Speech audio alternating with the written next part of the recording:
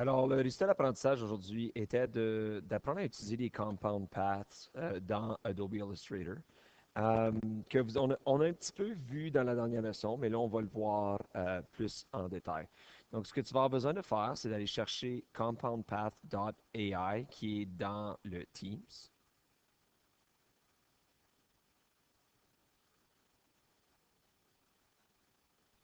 Et ça devrait te donner ton espèce de hibou que tu avais déjà auparavant.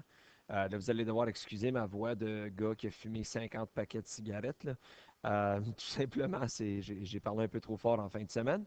Donc, ce qu'on va vouloir faire, c'est qu'on va vouloir ajouter un arrière-plan. Donc, je vais aller faire File Place. Et encore, ça va être dans leçon 14 de votre Teams. Et je vais le placer. Donc là, je vois que je veux à peu près que ça couvre. Il faudra peut-être que je me donne un petit peu plus d'espace. OK, donc un peu comme quand on faisait des clipping masks, on veut que ça soit envoyé en arrière-scène. Et moi, voici ce que je vais faire. Donc, je vais commencer par bouger les yeux. Donc, je vais choisir et je vais peser Shift pour prendre les deux. Je vais les tasser. Et ce que je vais faire, c'est que je vais sélectionner les yeux, le nez et le corps vert foncé. Et regardez qu'est-ce qui arrive quand je vais Object, Compound Path Make, boom. Vous voyez maintenant, ce qui est arrivé, c'est que certaines parties ont devenu transparents ou si tu veux vide pour permettre de s'intégrer avec l'arrière-plan. Donc là, je vais pouvoir remettre mes yeux et ce que je vais faire, c'est que je vais changer le fill à blanc. Donc là, vous voyez mon hibou. Nécessairement, ce que je vais faire maintenant, c'est que je vais vous montrer comment faire un ombrage avec Illustrator. Donc, si j'ai tout sélectionné, une des choses, tu veux que ça soit un objet groupé. Donc, tu vas grouper ton objet. Et dans Effect, Stylize, il y a l'option Drop Shadow. Donc, dans Drop Shadow, on peut aller voir, regardez, ça a déjà, si tu mets Preview, tu l'as déjà mis, ça, je trouve que c'est beaucoup. Donc, je vais peut-être juste le changer à 1, 1, 1. Et on va voir qu'est-ce que ceci va donner. Donc, voilà, vous voyez, ça donne un beau petit look d'un ombrage. Et ça pourrait facilement être quelque chose qui pourrait être utilisé pour un logo en quelque part.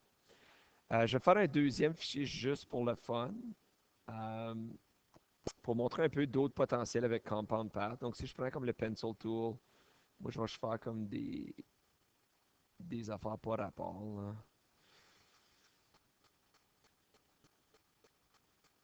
2, 3 et 4. Oh, celle-là, il n'est pas beau. 4. OK. Donc, je vais sortir chacune de ces formes-là, puis je vais les mettre en ordre qui doivent y aller.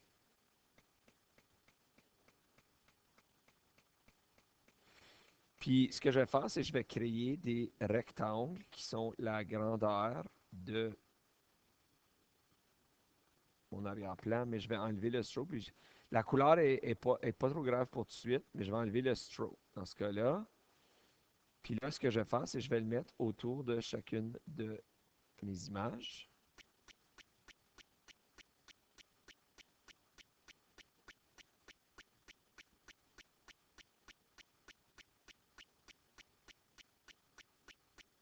Je vais peut-être bouger ça un peu. Voilà. Et je vais même en ajouter un dernier qui va être juste tout simplement une image de base. Donc là, ce que je vais faire, c'est que je vais faire certain que tous mes rectangles sont en arrière. Non, c'est quoi? Ils vont être corrects. Je vais les choisir chacun une couleur. Donc là, c'est pas grave la couleur que tu choisis. Euh, peut-être tu irais un petit peu plus avec quelque chose d'un petit peu plus beau que ce que moi je suis en train de faire. C'est qu'on peut peut-être aller avec des niveaux de différents bruns. Donc peut-être ce serait peut-être plus beau.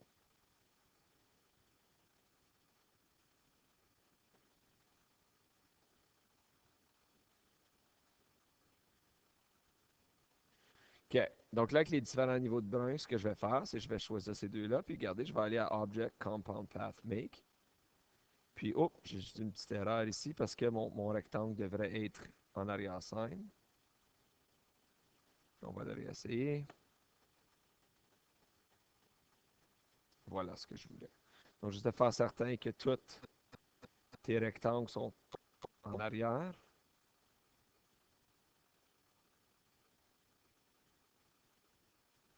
Je pense que je suis pas sûr que je l'ai fait, lui. Parce qu'il est foncé, c'est dur à dire. Donc là, j'arrive ici, Object, Compound Path, Make. Object, Compound Path, Make. Et en dernier.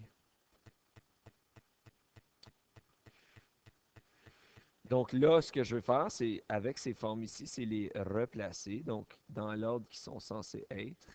Mais là, regardez ce qui va arriver quand je vais y mettre un par-dessus l'autre. Ils ne sont pas dans l'ordre que je veux les avoir. Donc là, tout ce que j'ai à faire, c'est Arrange, Send to Back. Ensuite, apporter lui ici.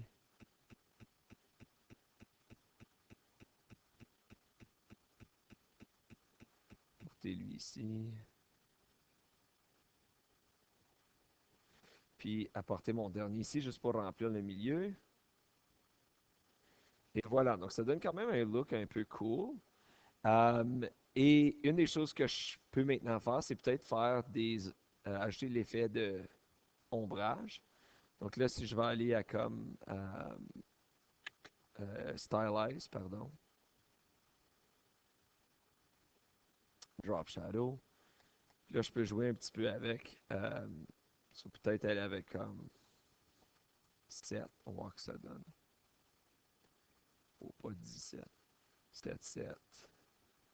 Puis 7.